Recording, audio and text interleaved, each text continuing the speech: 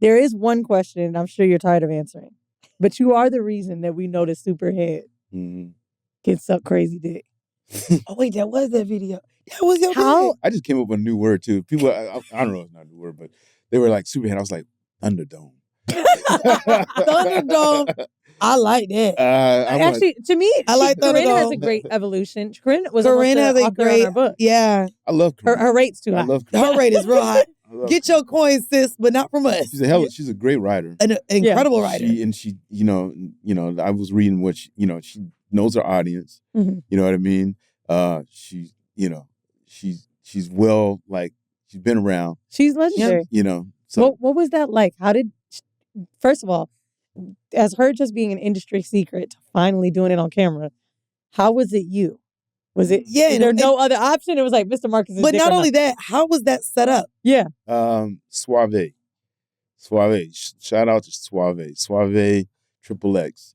Because he did a scene with her in New York. And then I was shooting Mr. Marcus's Neighborhood, which was all new black girls. I remember that. Yeah. Mr. Marcus's Neighborhood was all new black girls that do anal, which we found out that was hard to do. You must have made Wait, you said that was hard to do? It was hard to do. Your dick is big as fuck to be going in a booty. All new booty? All new dick. Yeah, it was That's crazy. Oh, no, you need to test the dick first. It was fun when it was fun, but it was like bad when it was bad. It was like, it was no in between. It was like you was either into it or you wasn't. And the girls that we were trying to find at the time, there wasn't a large pool of girls that were doing anal. Black right. girls. So when Corinne came around, it was really just about getting new girls. And Suave was like, yo, you gotta get this girl, she's brand new, she gives crazy head, and you're gonna love it. I was like, oh well shit, I'll send her my way.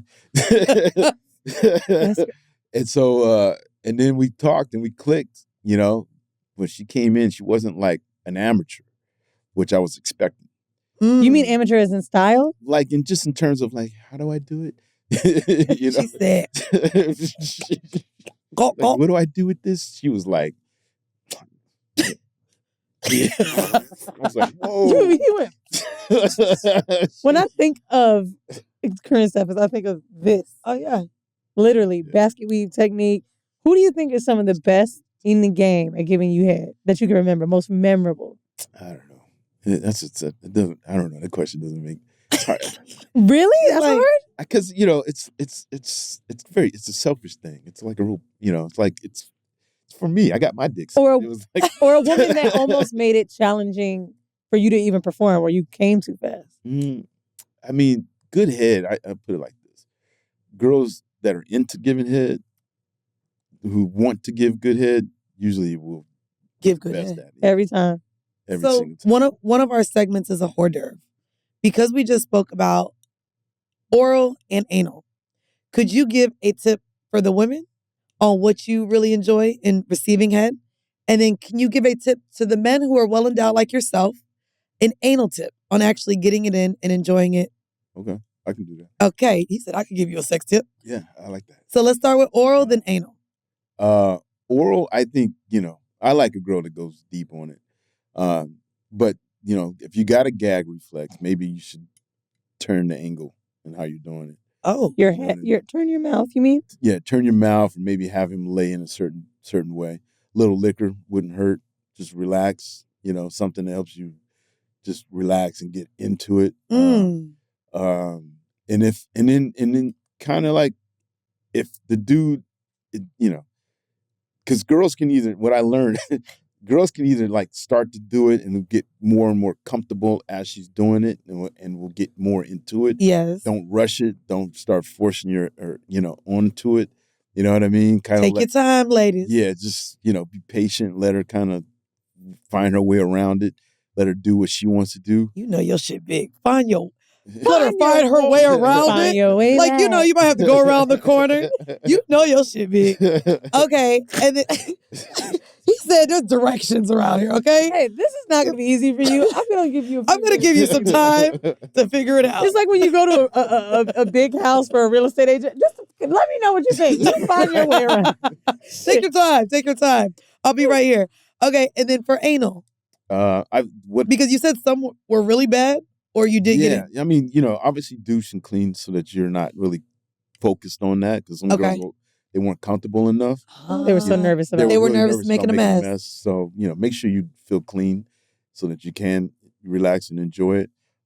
Another, if you got to use lube, everybody's different. You can use an oil base or a water base. Everyone's different, but your dick is huge. Did you not, in your 1,800 films, mainly need to use lube? I mean, yeah, we use it.